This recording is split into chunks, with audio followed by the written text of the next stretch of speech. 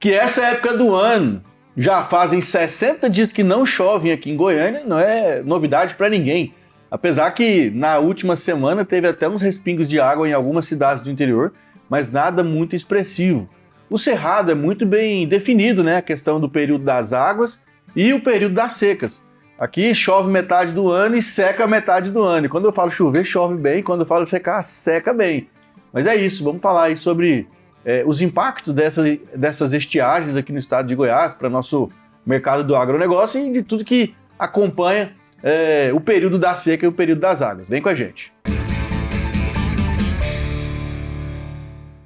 Bom dia, boa tarde, boa noite. Seja muito bem-vindo para mais um episódio do nosso querido podcast Agro 2. Para mim sempre uma honra, uma grande satisfação ter você sentado aqui ou em pé, no carro, correndo, na academia, no caminhão, na colhedeira, aonde quer que esteja escutando o nosso podcast. E se você é a primeira vez que está assistindo nosso episódio, nosso podcast, clique aqui embaixo no botão vermelho em inscrever-se, se inscreva no canal, fique por dentro, porque aqui a gente está sempre difundindo informações relevantes sobre o agronegócio do Brasil e do mundo. Então, se você mora nesse país, nesse mundo chamado Brasil, aqui é o seu lugar se você é apaixonado pelo agronegócio. Mas vamos deixar de conversa aqui, enrolação, e direto ao ponto, ao assunto, né, do tema central desse podcast. Nosso convidado hoje ele é climatologista, mestre em engenharia agrícola e atualmente trabalha na Secretaria de Meio Ambiente e Desenvolvimento Sustentável, a SEMAD. É gerente do Centro de Informações Meteorológicas e Hidrológicas de Goiás, a CIMEGO, e da Sala de Situação de Monitoramento de Riscos e Desastres Naturais, desenvolvendo atividades nas áreas de tempo, clima, hidrologia e qualidade do ar. Nós estamos aqui recebendo pela segunda vez, com muita honra e satisfação, o Dr. André Amorim. Seja muito bem-vindo. Eu agradeço, Pedro. Mais uma vez estamos aqui no Agro 2, né? Mais algumas vezes, né? A gente é a segunda, mas nós sempre estamos trocando aí informações e figurinhas aí para sempre estar apoiando o nosso querido produtor rural. E falar querido produtor rural, o pessoal que está sofrendo aí com tanta emoção, né? Haja coração e chá de erva cidreira para dar conta de tanta situação, né? Quando não é o clima que está trazendo aí algumas preocupações, e sempre nesse momento, né, Pedro, traz preocupação, aí nós temos tarifa, mercado e lidar geopolítica, né? Geopolítica principalmente, e lidar com todas essas, vamos falar, emoções, é uma situação bastante complicada. Perfeito. E não é novidade para ninguém, né? Como eu bem disse aí na abertura desse podcast, né? Que Goiás, quando chega nessa época agora, né, doutor?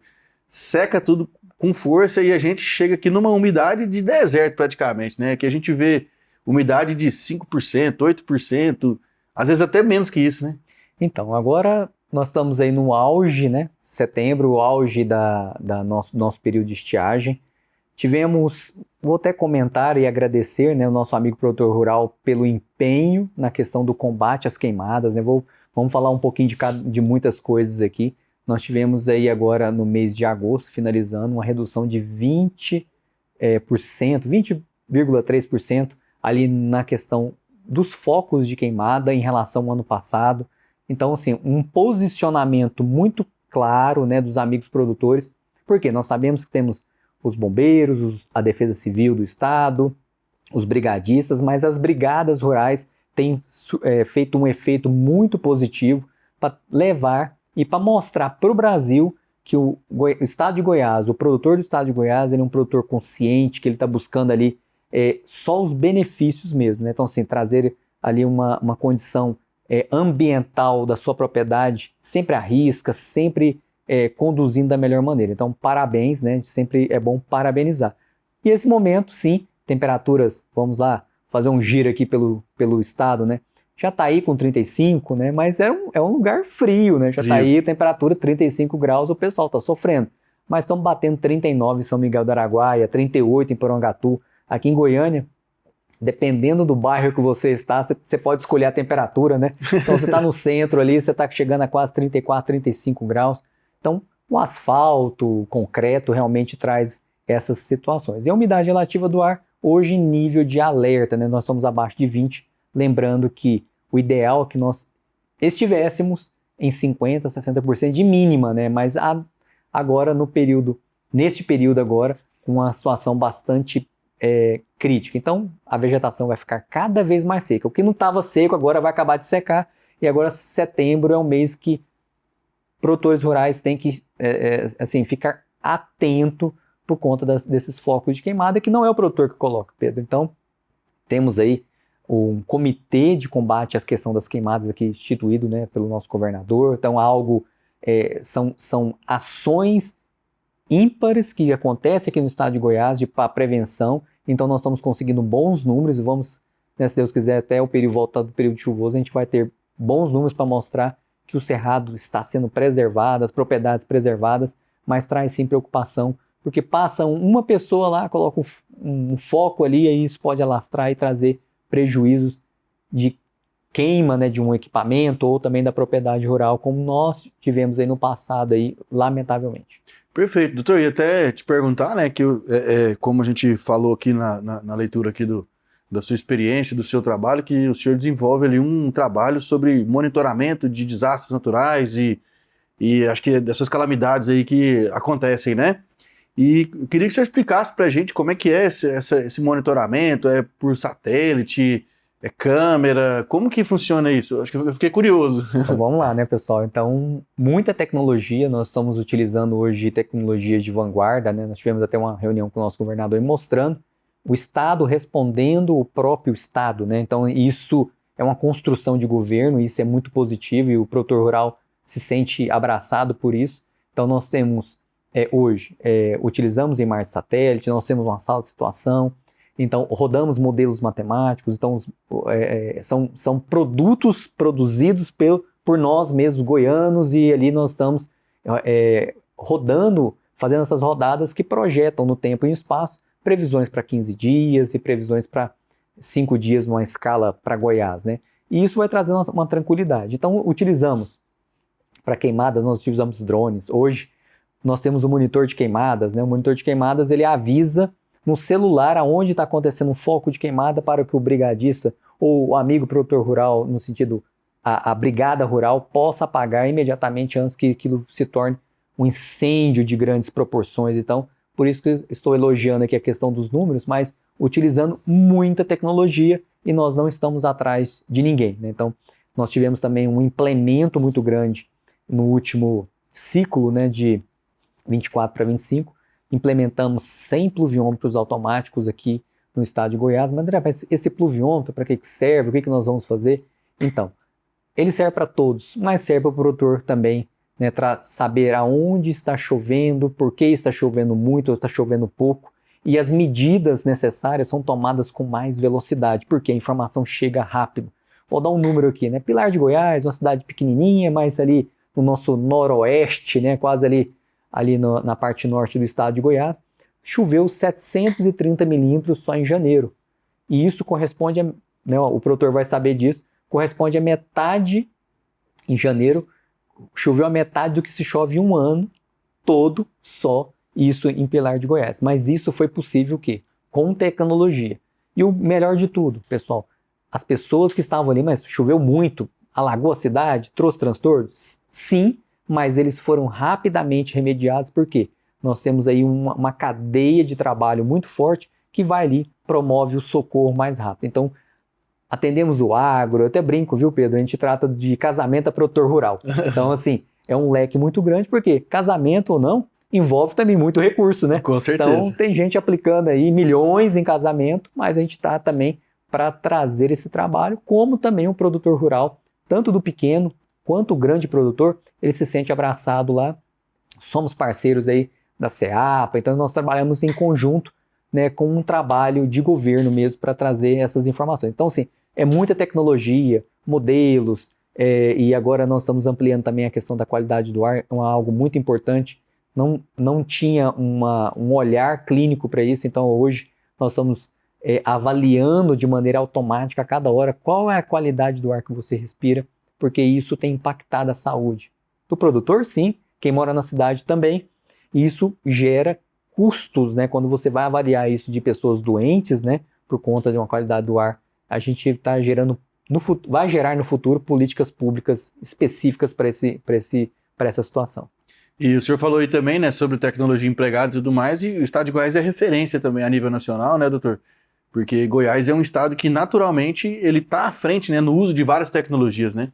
Não é puxando a sardinha para o nosso estado, é porque nós temos que puxar também, Sim, né? temos que Nós falar temos que bem. defender a nossa bandeira, mas eu vi até o governador falando sobre o uso de inteligência artificial e tecnologia mesmo de ponta, coisa que outros estados ainda não têm, né?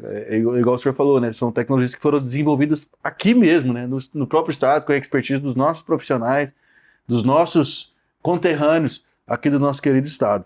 E o senhor está à frente dessa pasta há quanto tempo, doutor?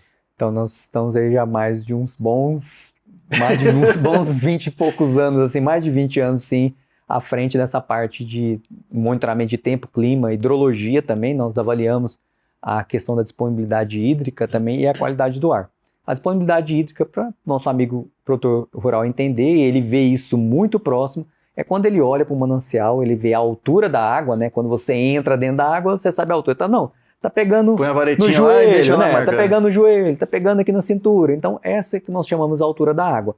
Mas você tem uma vazão também, que é aquela velocidade que a água desloca ali.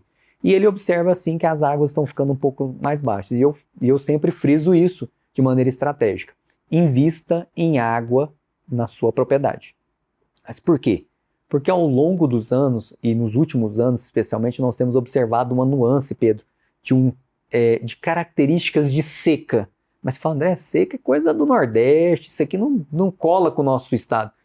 Mas vou dar uma notícia não tão boa, mas para que nós possamos sim fazer um planejamento.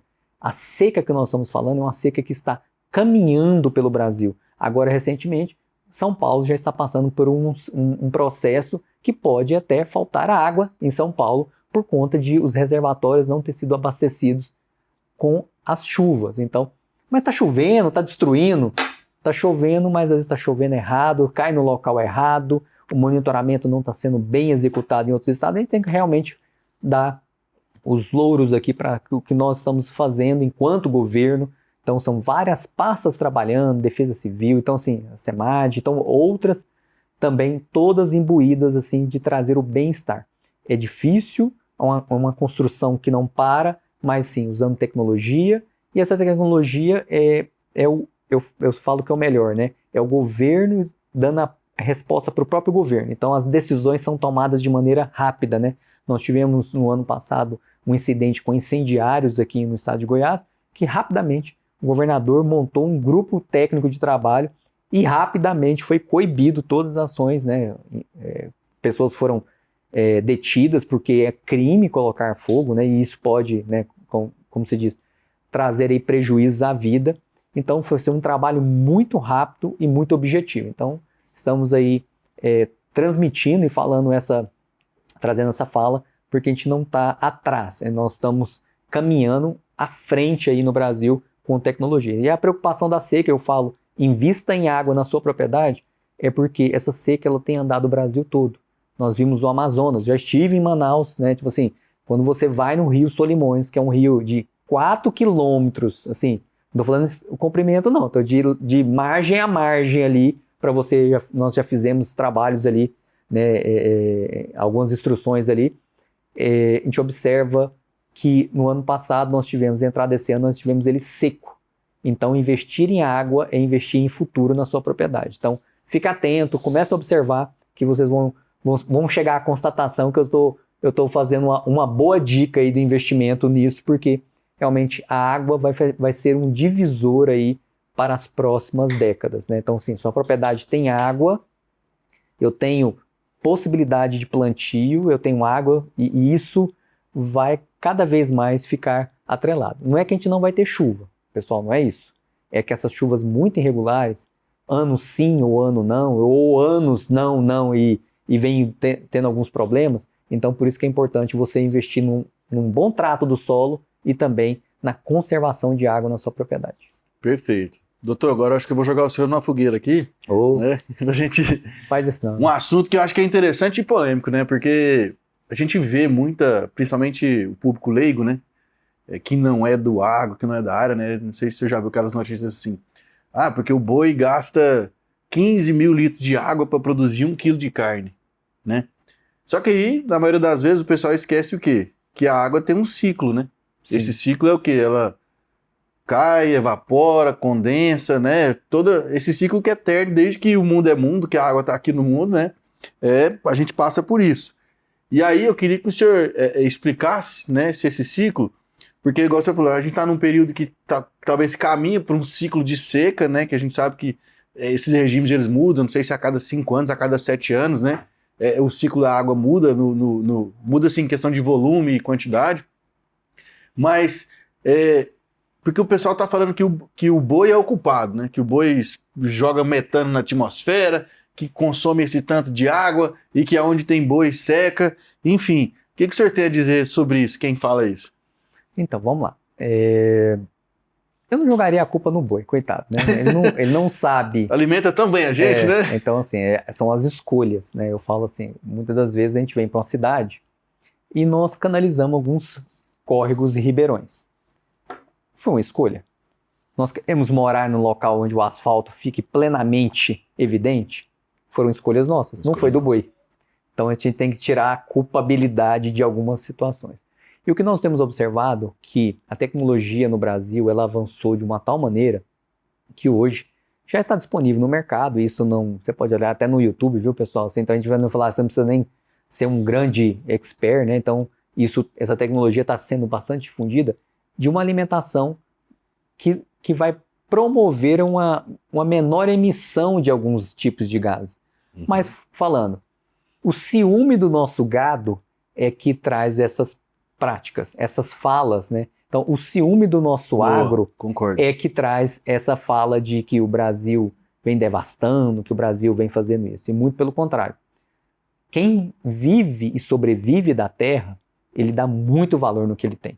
Então, assim, ele trata você que tá morando na cidade, então você tem seu animalzinho de estimação, um cachorrinho, né? Então ele trata aquele animal, o gado ali, apesar que é um gado de corte, mas o gado de leite, então é muito bem tratado. A gente conhece fazendas que tiram, pessoal, 15 mil litros de leite por dia. Então, quem não quer sua caixinha de leite lá em cima da mesa todo dia de manhã? Então, realmente tem um processo para chegar nisso. E os processos eles estão sendo melhorados a cada dia. Então, nós não podemos ficar presos em situações que, por exemplo, a Europa, né, não vou citar o país, mas colocou assim, país, né, ali naquela região, nós não vamos comprar carne porque vocês estão devastando. Mas espera aí, olha o país deles, como se foi construído e olha o que nós estamos fazendo. E olha o que eles têm lá de proteção e olha o que nós temos hoje. De proteção. Então a Embrapa, né, Embrapa Satélite, aqui fazendo uma referência à Embrapa Satélite, ela tem um monitoramento, né, foi feito mostrando a vegetação e principalmente as reservas, né, que cada um tem que manter na sua propriedade, e somando tudo isso, o produtor rural, né, brasileiro, no caso aí vamos falar do Brasil, ele está preservando até mais do que a legislação está falando que ele tem que manter lá. Então há uma preocupação sim. Muitas vezes há um deslize, alguma situação ímpar, uma coisa mais detalhada. Mas isolado, né? Isolado. Não é o nosso gado, não é o nosso agro, né? São o mercado falando contra, utilizando um mecanismo que é o meio ambiente, né? Utilizando assim, uma situação ambiental para justificar uma outra coisa. Mas, na verdade, nós estamos discutindo economia. Perfeito. No final das contas, nós estamos falando de economia. Eles não gostam muito da gente, né? Vamos falar assim. Eles talvez não sejamos tão... Nós somos carismáticos, né? Mas eles não gostam muito porque o nosso produto abre ampla concorrência com o deles. E realmente, né, a gente está observando isso todo o mercado. Então, vamos melhorar esse processo, né? Então, não é o boi, não é o agro, né? É o mercado se movimentando e nessa fala nós não estamos atacando na mesma proporção, né? Se a gente falar assim, a França não tem, né? Tem muita coisa que não tem mata ciliar lá. Aí como é que faz? Né? Então, assim, é só nós? Ou é o globo, né? Então tem uma situação. A China, por exemplo, ela emite muito mais, ela depende de outras fontes de energia. Nós estamos aí, né, amplamente utilizando agora a energia solar, a energia hidroelétrica, né? Então, se você começar a colocar na ponta do lápis, nós temos mais bônus do que ônus aí dentro dessa equação. Então, o agro sempre se posicionando, e eles sabem, né? Nós somos o celeiro do mundo, queiram sim ou queiram não, nós temos aí capacidade de fornecer alimento para o planeta todo, como a gente observa, né? O pessoal compra aqui de mel a soja, né? Então, assim, não tem espaço para todo mundo e espaço, né, um espaço garantido. Então, isso impõe um medo aí para os nossos concorrentes. Com certeza, né? Até porque se o Brasil resolver, de fato, enfrentar o mercado e produzir a pleno vapor, se a gente tivesse mais estrada, mais energia elétrica, tivesse muito mais estrutura, a gente ia causar um desarranjo na economia global com o potencial de produção que a gente tem, porque as nossas pastagens são degradadas, a gente tem, nossa média de lotação de UA é de 0,5, 0,7 UA por hectare, né? 450 kg de peso vivo por animal, é 200 kg de boi por hectare na média. Então, assim, se a gente dobrar essa quantidade de UA, porra, já é carne pra caramba, né? Já é muita coisa. Com certeza. Acho que um exemplo claro disso que a gente viu, né? Eu não tô aqui defendendo governar A ou B, né? Nem falando, né? Mas é a visão técnica, né? Do agro, né? Que é o nosso papel. A gente viu aquela situação do Trump lá, da lista que ele deu lá dos produtos que seriam taxados, mas a hora que ele viu que ele não tinha onde buscar alguns outros produtos, ele voltou atrás. Sim, né? É isso mesmo. Então, sempre voltando. As questões ambientais, ela tem seu peso. Sim, não claro. vamos descaracterizar isso. E a gente também não vai ser leviano, irresponsável de falar que não temos que cuidar. Com certeza. Né? Mas as regras são ditadas no tabuleiro o tabuleiro de xadrez é chamado economia. Então, o que nós afetamos ou o que deixamos de afetar. Então, aquilo é bom para mim, pode entrar. Né? Então, eu estou puxando aquilo, comprando aquilo. E se não está agradando aqui, está gerando impacto no meu mercado, eles produziram muito milho agora, né? Então, eu vou sobretaxar alguém para que isso realmente dá um equilíbrio, dá né? uma equilibrada. Então, assim, o meu produto vai ficar mais, ele vai ter uma ampla concorrência. Mas eles dependem. Eles sabem até onde vai. Mas a gente precisa realmente, como acontece aqui no estado de Goiás, e sempre é bom frisar isso, a política de governo, né? Então, nós temos aí uma política pró-produtor rural, no sentido que ele preserva, ele produz e ele vende, né? Então, assim, isso, diante de várias situações, nós observamos, né? Os municípios goianos, pequenos municípios, mas com um PIB alto, né? Então, assim, casas muito boas, né? Agora nós vamos ter aí uma ferrovia, né, transatlântica, né? Estão pegando aqui uma parte do estado, vai facilitar ainda assim mais essa entrega de produtos aí para o planeta. Então é importante a gente estar antenado, né? Economia, deixar as coisas sempre bem preparadas. Eu falo da questão da água, porque em alguns momentos, quando falta água nos Estados Unidos, por exemplo, no sentido de chuva e aquilo atrapalhar a produção, eles vão ter que comprar de alguém. Né? Então o nosso supermercado ele tem que estar com as portas abertas sempre para atender ali o cliente e atender de uma boa maneira. Então as exportações é aquele jogo político e econômico que tem que ser bem tratado ali. Perfeito. Doutor André, o senhor está nessa pasta aí há um tempo, nessa parte de monitoramento aí, né, de clima, de água, de tudo mais. Acredito que o senhor pegou aí várias fases, né, assim, a fase que eu digo, dos ambientalistas, do efeito estufa, do metano, igual eu falei, e tudo mais. De fato, durante esse período que o senhor tem aí, o senhor notou que ao longo dessas décadas aí teve realmente uma mudança no volume de chuva, que teve uma mudança de temperatura média, que teve assim, alguma alteração drástica nesse sentido do clima e da água no cerrado aqui? Então, vamos lá. São posições de grandeza, né? Vamos colocar assim. Quando a gente fala de essas mudanças de clima, eu gosto de tratar muito de variabilidade climática ou variação, porque se nós observarmos os livros, né? Vamos voltar na história lá, e aqui você pode pegar outros estados, já teve em 1950 alagamento. Sim. Chuvas torrenciais. Em outros locais, eles também aconteceram isso. Então, não é que a chuva não esteja caindo. Hoje, nós estamos num processo que nós temos que observar o que está acontecendo para que nós tenhamos reações proativas. Então, se nós estamos observando, como eu comentei, nós estamos tendo uma seca, por que não melhorar a nossa reserva hídrica? Ok? Então, nós estamos fazendo o quê? Poupança, né? Nós precisamos de água, então vamos estar efetuando isso. Então, a água que cai no planeta, né? Então, um estudo, né? Então, a água que cai no planeta desde sempre é a mesma. Só que em alguns momentos ela vai cair em excesso em alguns locais, em outros não. Então, é toda essa situação. Mas, assim, é algo polêmico que o pessoal sempre volta nesse assunto. Ah, nós estamos... Aí joga sempre assim. É sempre a Amazônia, nunca Nova York. Né? É sempre a Amazônia, nunca a França.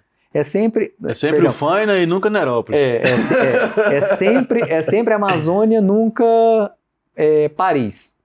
Então, peraí, qual é o problema com a gente, né? Então, se você começar a observar os discursos, eles sempre falam, né? A gente sabe que a gente tem que preservar a Amazônia, ela está sendo preservada e tem algumas situações que são pontuais, né? E a gente sabe que o produtor que vive naquela região, ele depende da floresta, porque a floresta ela é uma fonte de renda muito grande, né? Então, produtos, né? Você quer comer uma castanha do Pará?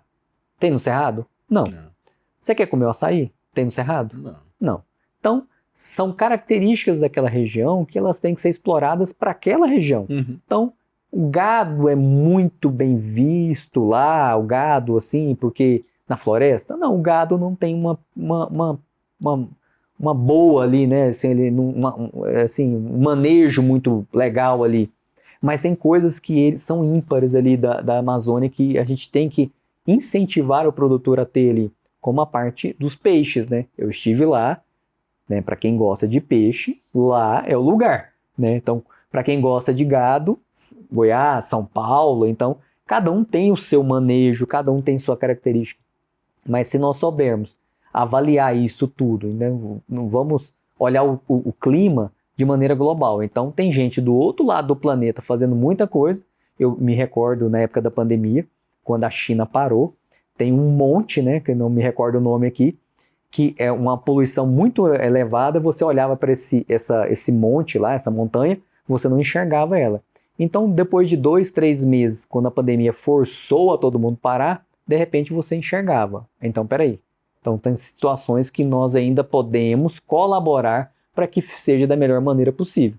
E o produtor tem feito isso. Então, a gente fala assim que olhar essas mudanças ou essa variabilidade impõe em nós uma estratégia de negócio, né? Nós vamos nos adaptar, nós vamos buscar essas situações favoráveis, né? Por exemplo, gostamos de comer piqui?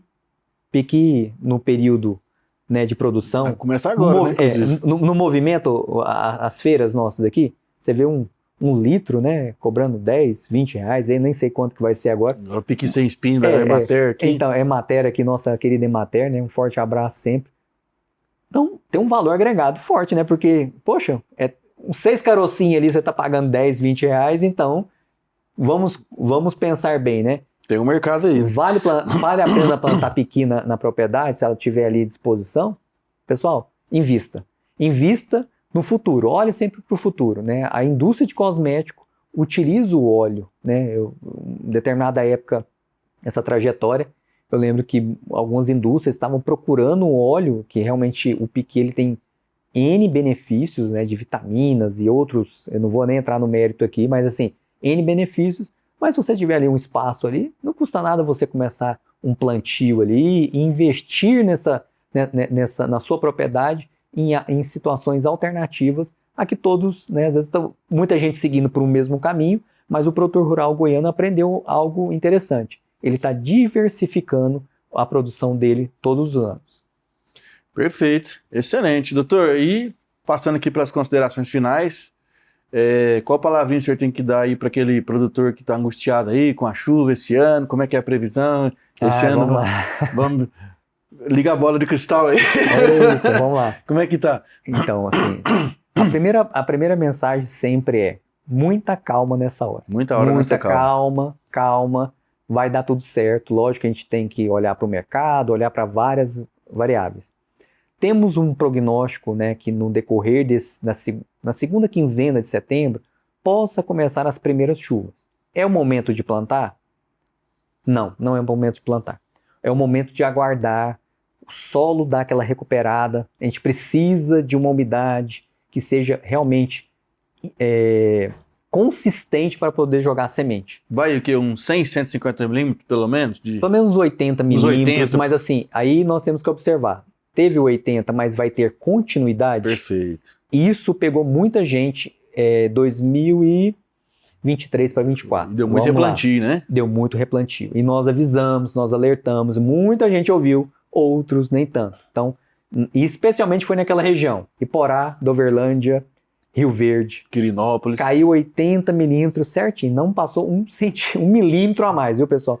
E o pessoal caiu na ansiedade. Não deixe a ansiedade tomar conta nesse momento. Então, os cenários são de cautela, vamos estar observando todo esse movimento, então estamos aí com a disponibilidade dos boletins, os alertas. Então, na segunda quinzena, algumas primeiras chuvas, vamos aguardar essas chuvas, por quê? Outubro está mostrando um mês meio duvidoso, viu, Pedro? Tá, né? Aquele duvidoso assim, parece que está querendo vir a chuva, mas ela pode dar um tal do revés, né? Aquele revés assim, a chuva começa e para. E como você já lançou a sua semente, você imagina que o que vai acontecer com ela? Ela vai literalmente cozinhar ali, ela vai se perder. Então, para que a gente não tenha, porque avaliando hoje o cenário goiano, o potencial de plantio é muito elevado. Então, você tem ainda a possibilidade de aguardar um pouco, porque setembro com essas chuvinhas das flores, o pessoal comenta assim, né? Mas ainda nós temos aí uma situação de outubro ainda com uma certa cautela para que essa chuva possa realmente ela firmar, né? Nós temos aquela chuva que traz tranquilidade para o produtor. Então, choveu hoje, daqui a mais 2 dias chove, então isso vai conduzindo. Então, aí a gente observa que novembro, dezembro, janeiro, inclusive assim, as chuvas vão ser muito mais intensas no centro-norte do estado. Então, é bom ficar de olho nos boletins. Temos aí os boletins do CIMEGO, né? Disponibilizado aqui também pelo Agro 2. Então, assim, informação é que não falta. Você pode buscar, o governo do estado propõe essa parte de informações, a gente trabalha todos em um arranjo só, né, de trazer aí a melhor informação para que haja a melhor decisão. A decisão é sua, lá na propriedade, viu, Pedro? Então, a decisão é do produtor. Mas, assim, vamos ter cautela nesse primeiro momento, porque realmente ser afoito ali pode ter ali uma situação, dá aquela primeira chuva e a chuva para. Aí sim vem um problema que traz a tristeza do produtor rural, que vai ser o tal do replantio. E nós tivemos em um momento desses replantios aí uma perda considerável de recurso financeiro. Eu lembro, acho que foi por volta de 2019, 2020, mais ou menos. Sim, esses ciclos aí se repetem e a gente não está ileso. Só que nós temos hoje um aliado, né, o CIMEGO, aqui como aliado do governo do estado, para trazer essas informações e estar aí conversando com o produtor também e com todos, né? Até brinquei do casamento ao produtor rural, então tá casando e tá plantando, mas que seja para felicidade, né? É isso aí. Perfeito, doutor André, muito obrigado mais uma vez aí pela presença e pela prestação aí de vir com a gente aqui, né? Obrigado pela atenção, sei que seu tempo aí é bem corrido, né? Conseguimos uma agenda aí com o doutor André para poder falar sobre esse assunto, que não deixa de ser uma informação que o produtor às vezes fica afobado, fica ansioso e acaba tendo prejuízo em função do plantio na hora errada. Então, fica atento aí à janela, respeita o vazio sanitário, né? Todas essas práticas, boas práticas, e com certeza sua atividade vai ter sucesso. Fechou? Você assistiu o podcast até agora? Você gostou desse episódio? Comenta aqui embaixo, fala aí o que você achou, o que você quer perguntar pro Dr. André. Segue nosso perfil nas redes sociais, @portalagro2. Segue também o nosso canal aqui, se inscreva, compartilha. Você que está ouvindo pelo Spotify também, seja muito bem-vindo. Põe para seguir aí no Spotify, que toda semana são 2 episódios novos, sempre às terças e às quintas-feiras. Fechou? Tamo junto, vamos com Deus e até a próxima. Tchau, tchau.